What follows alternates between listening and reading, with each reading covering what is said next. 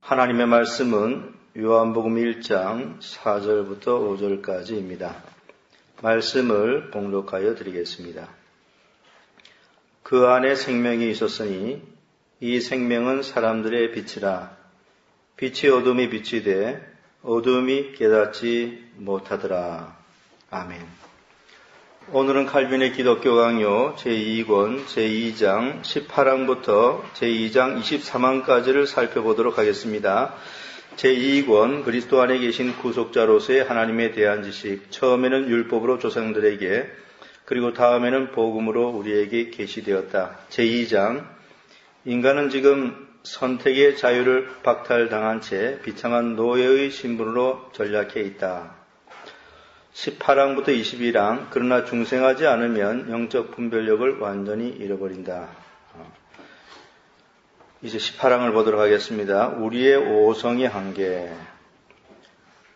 우리의 오성, 즉 지성 또는 이성의 한계를 말하는 것입니다. 이제 우리는 하나님의 나라와 영적 통찰에 대하여 인간의 이성은 무엇을 식별할 수 있는가를 분석해야 하겠습니다.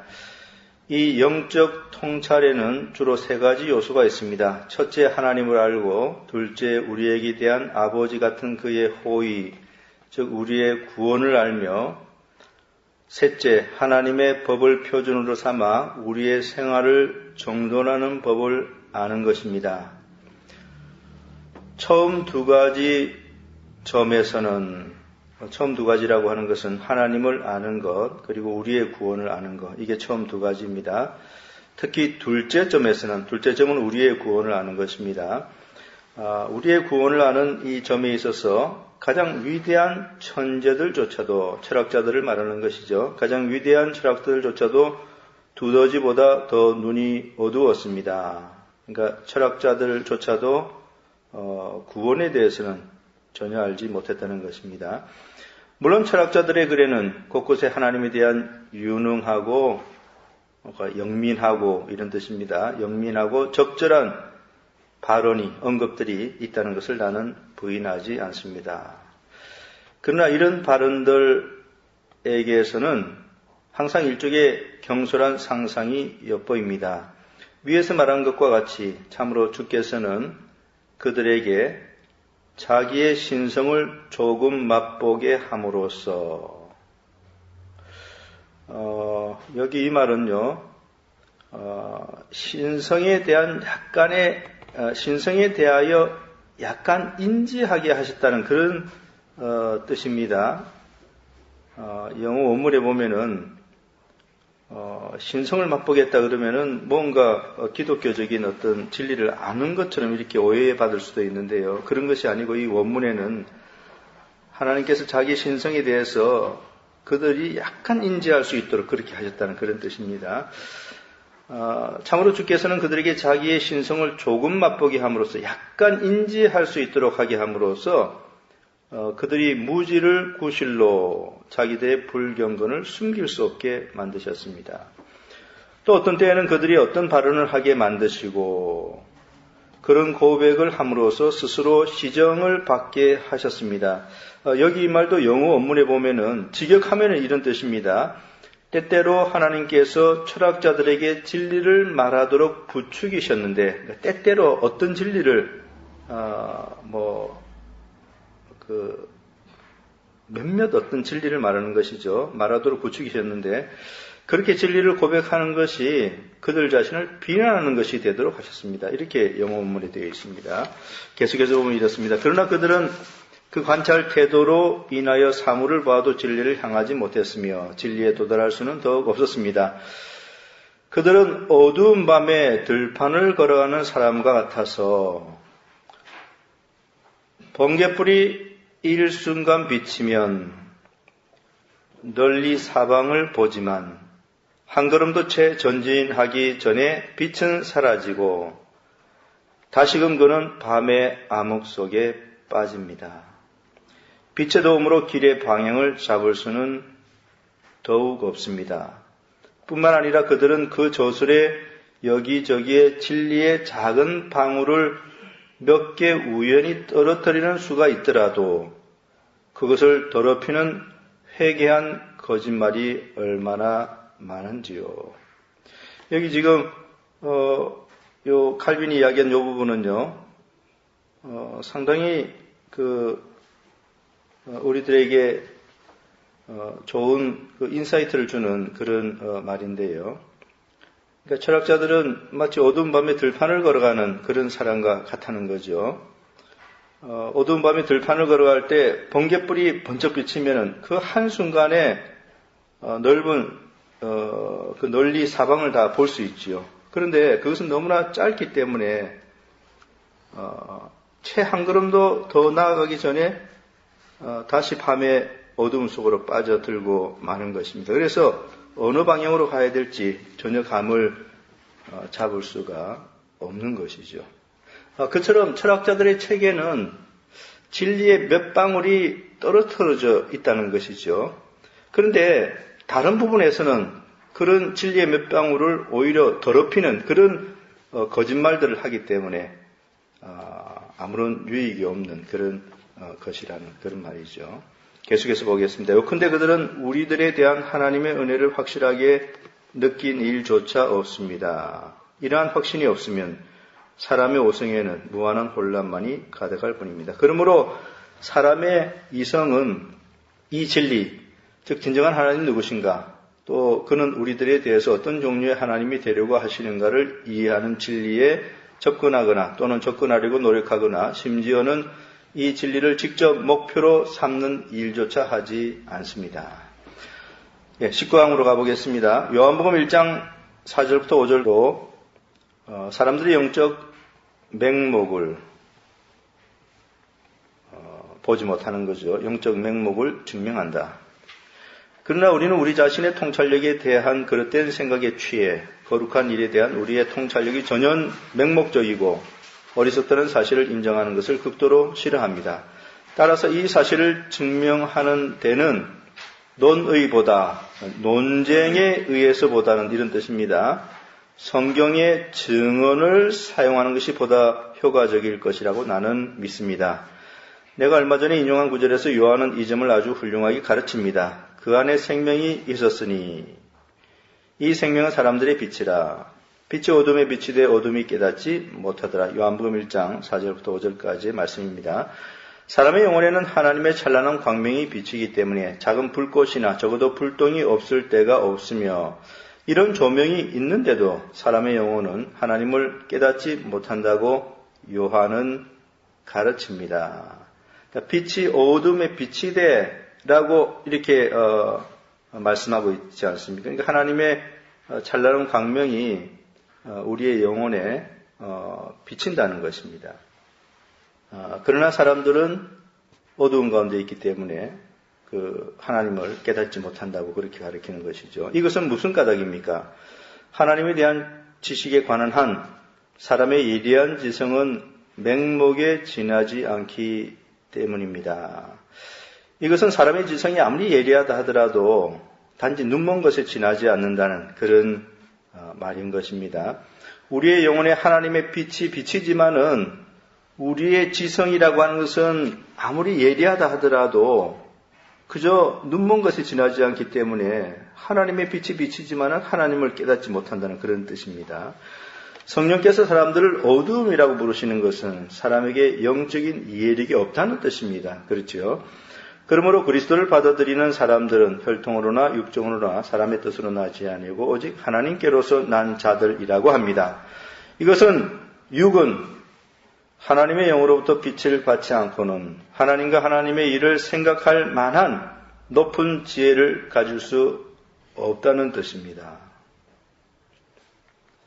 여기 하나님의 영으로부터 빛을 받는다는 것은 하나님의 성령의 조명하심을 뜻하는 것입니다. 성령의 조명이 없이는 사람이 하나님을 생각하는 고상한 지혜를 절대로 가질 수 없다는 것입니다. 그리스도께서 화근하신 것과 같이 베드로가 그리스도를 알아보았다는 사실은 하나님 아버지의 특별한 계시였습니다. 마태복음 16장 17절 말씀입니다. 20항 사람이 하나님을 아는 것은 하나님께서 알려주시기 때문이다.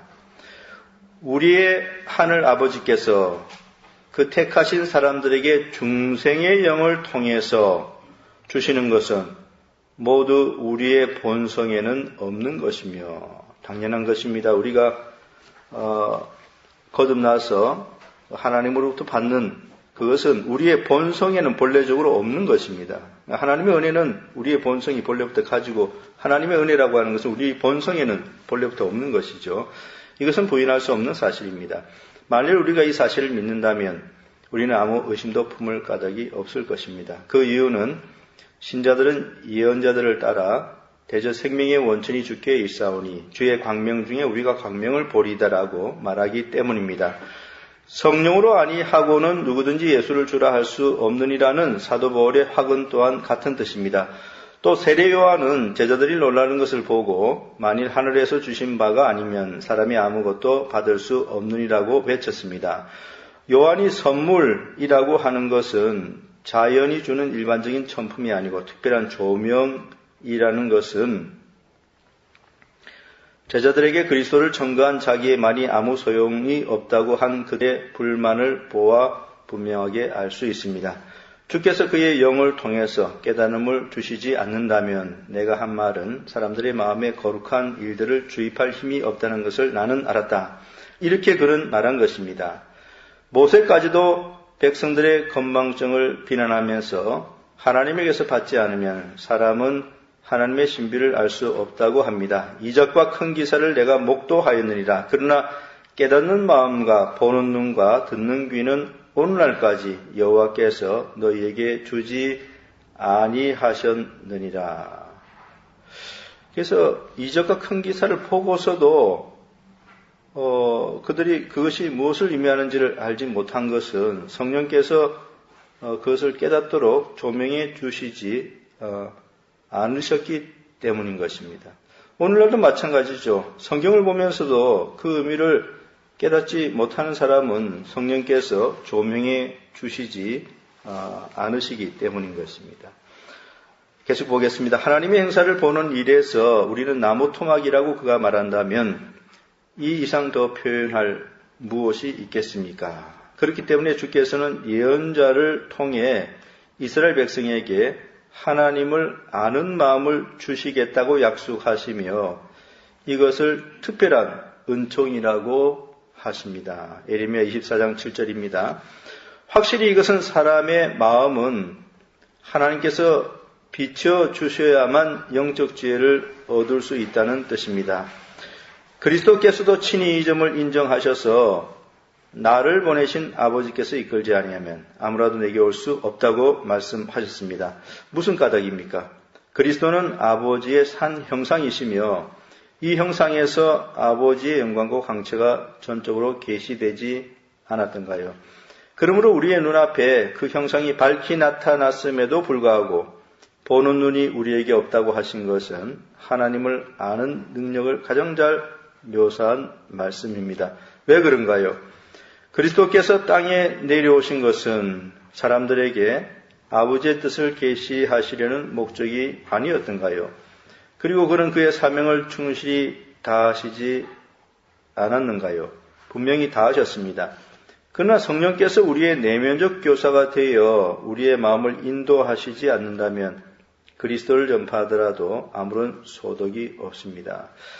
지금까지 칼빈은 여러 성경 구절들을 인용하면서 성령의 조명이 없으면 사람들은 결코 하나님을 알 수 없다는 것을 말했습니다. 인간은 스스로 하나님을 깨달을 수 없습니다. 성령께서 조명해 주실 때 비로소 하나님을 알 수 있게 되는 것입니다. 지금까지 여러 성경 구절들을 인용하면서 칼빈이 이 점에 대해서 말을 하였습니다. 계속해서 이랬습니다. 그러므로 아버지의 음성을 듣고 아버지께로부터 배운 사람들만이 그리스도께로 옵니다. 이것은 어떤 종류의 들음과 배움인가요? 물론 성령께서 놀랍고 특별한 능력으로 우리의 귀를 듣게 만들며 우리의 마음을 이해하게 만드시는 것입니다. 또 그리스도께서는 이사야의 예언을 인용하셔서 이것은 신기한 일이 아니라고 밝히십니다. 교회의 갱신을 약속하실 때에 구원을 하기 위해 모으신 사람들은 하나님의 가르치심을 받으리라고 가르치십니다. 여기서 하나님께서 그의 택하심을 받은 사람들에 대하여 어떤 특별한 일을 예언하신다면 불신자들과 세속 사람들도 함께 참여하는 교훈에 대해 말씀하시는 것이 아님이 분명합니다. 그러니까 여기 이 말은 예수님께서 말씀하신 것은 불신자들과 세속적인 사람들이 누릴 수 있는 것이 아니라는 그런 뜻의 말인 것입니다. 그러므로 성령의 비추심을 받아 마음이 새로워진 사람들의 앞에만 하나님 나라로 가는 길이 열린다는 것을 우리는 깨달아야 합니다. 바울은 이 문제를 솔직하게 논의하고 누구보다도 분명하게 말합니다. 모든 인간적인 지혜의 미련함과 허무함을 공격하여 철저하게 분쇄한 다음에 그는 단정합니다. 육에 속한 사람은 하나님의 성령의 일을 받지 아니하나니 저에게는 미련하게 보임이요 또 깨닫지도 못하나니 이런 일은 영적으로라야 분별함이니라. 누구를 육에 속한 사람이라고 하는 것입니까? 자연의 광명을 의지하는 사람입니다. 이 번역은 조금 잘못되었습니다. 자연이라고 했는데요. nature, 이게 본성이죠. 자연으로도 번역할 수 있지만 그러나 여기서는 본성, 인간의 본성을 말하는 것입니다. 영어 원문에 보면은 본성의 빛을 의지하는 사람이라고 되어 있습니다. 누구를 육에 속한 사람이라고 하는 것입니까? 본성의 빛을 의지하는 사람입니다. 하나님의 영적 신비를 전혀 깨닫지 못하는 사람입니다. 왜 그러한가요?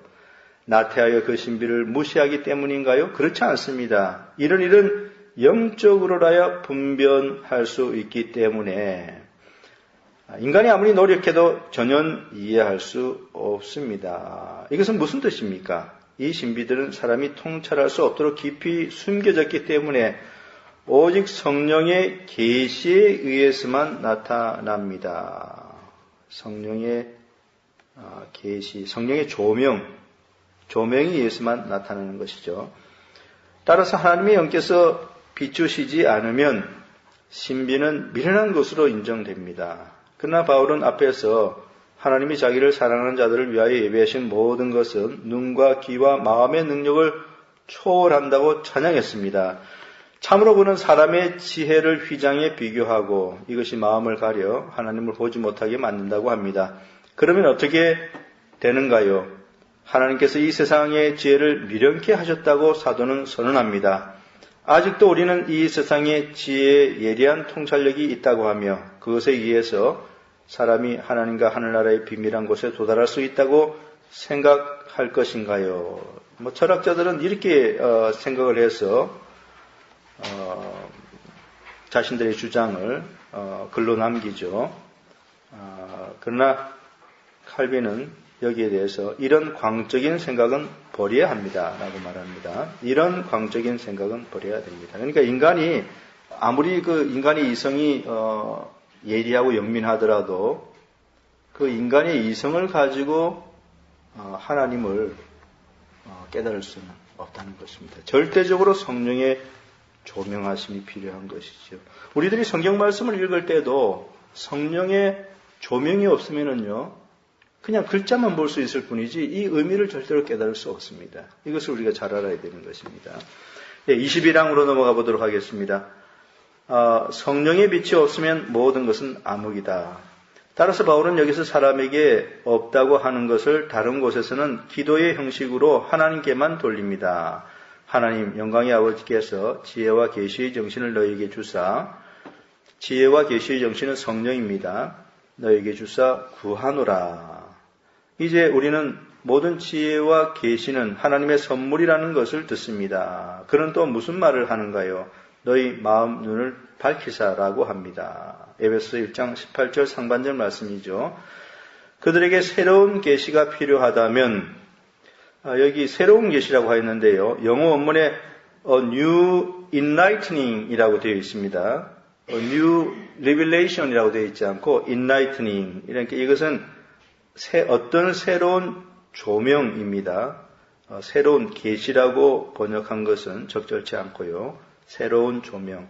그들에게 새로운 조명이 필요하다면 그들 자신은 눈이 먼 것이 확실합니다. 그러니까 눈이 멀기 때문에 새로운 조명이 필요하다는 것이죠. 그러니까 성령의 조명하심에 대해서 성경이 끊임없이 말하는 것은 인간이 지금 눈먼 상태에 있다는 것을 전제하고 있는 것이죠. 바로 그 말입니다. 그들 자신은 눈이 먼 것이 확실합니다.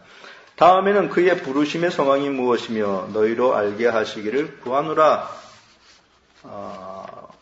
운운합니다. 여기 운운은 보통 우리가 부정적인 어법을 많이 쓰기 때문에 하시기를 구하노라라고 말합니다. 이렇게 하는 게 좋겠습니다.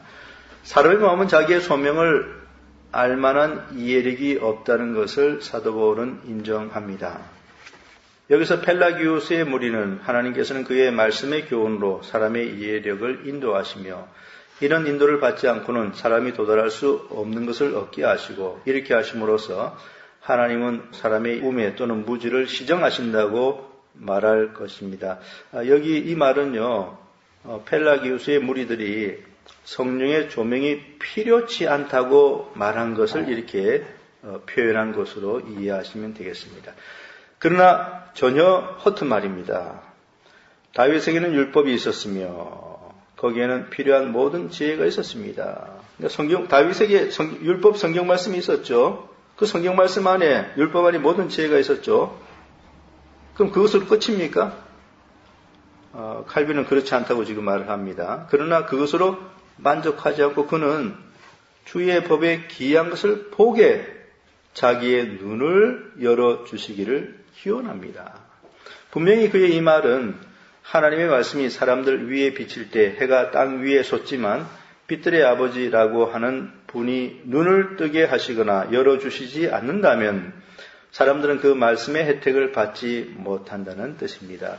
성령께서 그 빛을 비추지 않는 모든 것은 암흑이기 때문입니다. 그러니까 성령의 조명이 없는 것은 다 암흑천지인 것이죠. 이런 의미에서 사도들은 가장 훌륭하신 선생 예수님으로부터 충분히 올바른 교육을 받았습니다. 그러나 그들은 이미 예수님으로부터 받은 교훈을 그들의 마음속에 가르칠 진리의 영, 성령이 필요하지 않았다면 그 선생은 예수님께서는 성령을 기다리라고 명령하시지 않았을 것입니다.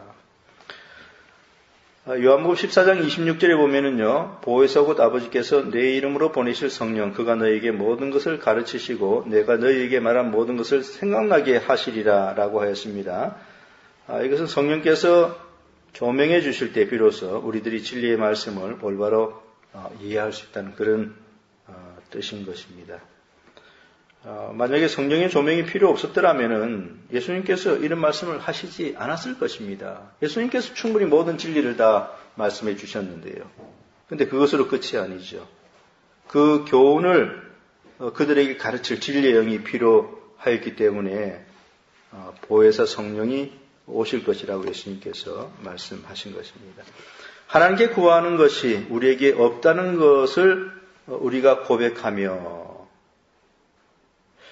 하나님께 구하는 것이 우리에게 없다는 것을 우리가 고백하며 이 무슨 뜻인가 하면은요. 우리가 하나님께 무엇을 구한다고 하면은 그 기도죠. 우리가 무엇을 기도한다고 하면은 우리가 기도하는 바로 그것은 우리에게 결핍되어 있다. 없다는 것을 뜻하는 그런 말입니다. 이것이.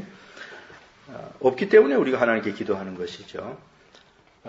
하나님께서 그것을 약속하심으로써 그 결핍을 증명하신다면, 그러니까 하나님께서 우리들에게 무엇을 약속하셨다면은 그것이 우리들에게 결핍되어 있다는 것을 증명해 준다는 것이죠. 그런 뜻입니다. 여기 이 말이. 하나님의 은총의 비춤을 받아야만 하나님의 신비를 이해할 수 있다는 것을 이제는 누구든지 서슴지 않고 인정해야 합니다. 이상의 이해력이 자기에게 있다고 하는 사람은 자기의 무지를 알지 못하므로 그만큼 더 무지한 것입니다. 이 말은 성령의 조명이 필요 없다고 말하는 사람은 자신의 눈먼 상태를 전혀 알지 못하는 대단히 가련한 자라는 그런 뜻입니다. 다음으로 넘어가 보겠습니다. 22항부터 25항, 죄와 무지를 동일시하는 플라톤을 부정한다. 그러나 죄는 미망에 의해 생길 수 있다.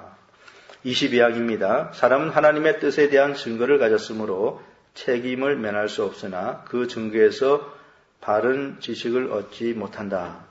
이제 남은 것은 영적 통찰의 셋째 방면. 우리가 첫 번째, 두 번째를 다 다루었죠. 첫 번째는 하나님을 아는 지식, 두 번째는 우리의 구원을 아는 것에 대한 것이었죠. 이제 마지막 세 번째를 여기서 말하는 것입니다. 이제 남은 것은 영적 통찰의 셋째 방편, 즉 바르게 살아가는 원칙을 아는 것입니다. 이것을 의로운 행위에 대한 지식이라고 부르는 것은 맞는 말입니다. 때때로 인간의 지성은 앞에서 언급한 두 가지 더 높은 일들보다, 그러니까 하나님을 아는 것, 우리의 구원을 아는 것, 이 두 가지 더 높은 일들보다 오히려 이 일에 대하여, 그러니까 바르게 살아가는 원칙이 가는 것입니다. 이 일에 대하여 더욱 민감한 듯이 보이는데, 이는 율법 없는 이방인이 율법의 일을 행할 때는 자기가 자기에게 율법이 되나니, 이런 일들은 하나님의 심판 앞에서 그 양심이 증거가 되어 그 생각들이 서로 혹은 송사하며 혹은 변명하여 그 마음에 새긴 율법의 행위를 나타내느리라는 사도 바울의 증언이 있기 때문입니다.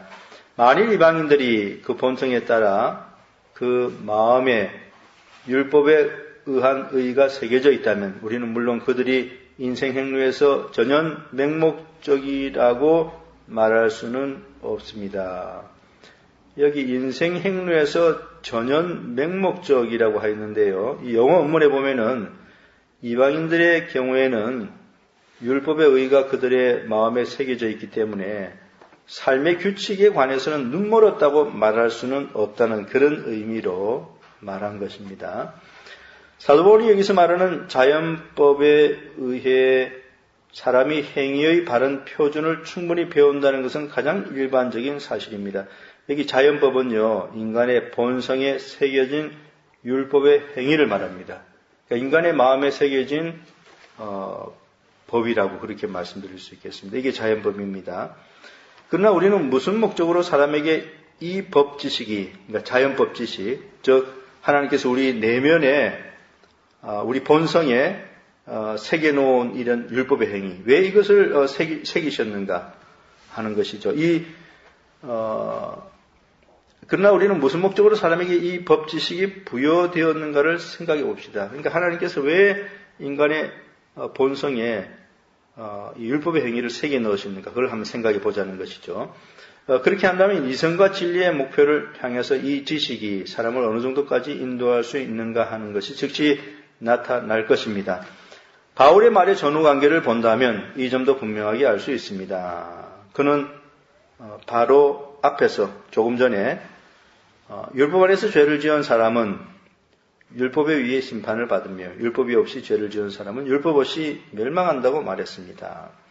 이방인들이 우선 심판을 받지 않고 멸망한다는 것은 부당하게 생각될 것이겠기에 그들에게는 양심이 율법을 대신한다고 바울은 즉시 첨부합니다. 이것은 그들이 공정한 정죄를 받는다는 충분한 이유가 됩니다. 하나님께서 우리의 본성에 율법의 행위를 새겨 놓으셨기 때문에 율법 없이도 멸망당하는 것이 공정하다, 이렇게 말하고 있는 것입니다. 그러므로 자연법은 사람들에게 변명의 여지를 주지 않으려는데 그 목적이 있는 것입니다. 자연법은 공정과 불공정을 충분히 식별할 수 있는 양심의 깨달음이며 하나님께서 율법의 행위를 우리 본성에 심겨 놓으셨기 때문에 우리는 공정과 불공정, 옳고 그른 것을 충분히 식별할 수 있다는 것입니다.